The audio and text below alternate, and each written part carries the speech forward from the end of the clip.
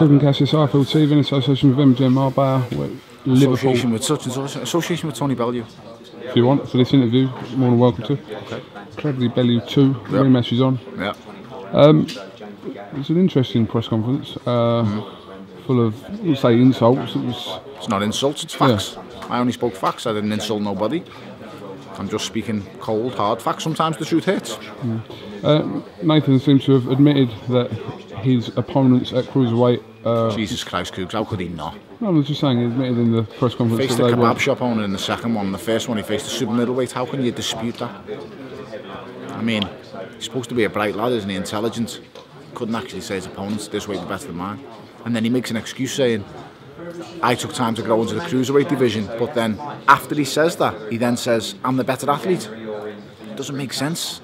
Guy's speaking in riddles. He's deluded. I mean, look at the word clobbered he's got on. He must be deluded to wear that stuff. How personal has this become to you? Listen, I can't stand him. Every single day, at every hour of every day, for how long I can think back to, is he comes into my head at some point. Every hour of every day, at some point, I have something that comes that I think about that clown. So, after the first fight, obviously it's been 3 years now. Yeah. Did you really think that the rematch was going to ever happen? Well, the minute he signed for Eddie, I knew it was going to happen because I knew he had nowhere else to go. He always knew I was not going to leave Eddie, and he knew the only way that he could fight me and get decent money in a fight again was fighting me. Listen, he doesn't want to fight world rank guys. He doesn't want to fight world champions anymore. That's not what he wants to do. He wants money, and he wants it as much as he can get and as fast as he can get it. It's as simple as that. Well, and I'm the biggest money fight out there for him. Simple. It's that simple. That's it, Cougs. It's simple as that. There's no. He thinks he can beat me or this or that. Deep down, his heart of hearts, I'm the money fight for him, and that's why he's fighting me. What do you think about his comments to say that you're better at weight because you were an overweight heavyweight as an amateur? I was an overweight heavyweight as an amateur. I do not disagree with that. But that overweight heavyweight won 3 ABA titles, went around the world representing this country.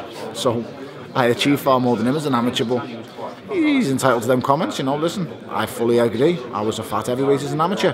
But I'll tell you what, mate, I was a fat heavyweight who was putting people to sleep.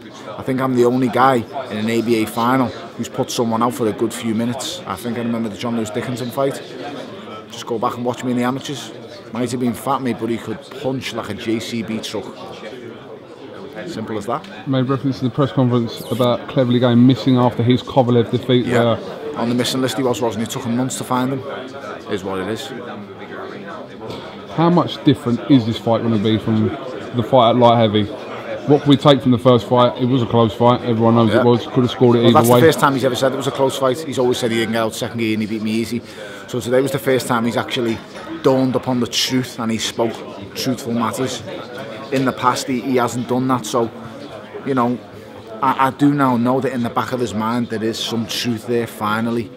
But the truth will be apparent on November 22nd in Liverpool again. We're on our way to Cardiff now. Yes. Fireworks should start there. Well, he was very subdued here, I think. And last time we went to Cardiff, he come out of himself a little bit. And then the police were called by the little bald man. And it is what it is, mate. You know, listen, we don't call the police.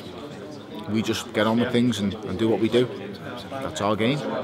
Is there a danger of you becoming too emotionally involved into this build-up? I've learned my lesson. No, I've learned my lesson. I know you held it together. If I was emotionally involved in this, I'd have attacked him then, when he's right in front of me talking nonsense. But I'm in control of my emotions now. I know where I'm at. I know what I can do, what I can do, what I can't do. I know what I can say and what I can't say. I'm in control, Cougs. Good 7 weeks to the fight, though. You'll be. It's 8 actually, Cougs. Oh, 8 weeks. Yeah, 7 weeks on Saturday. So listen, it is what it is, mate. Listen, I'm in control. I'm in control. And like I said, I ain't losing 3 stone anymore. Don't you think there's a big difference when you look at me now, Cougs? 100%. Well, you know. 100%. The proof's in the pudding.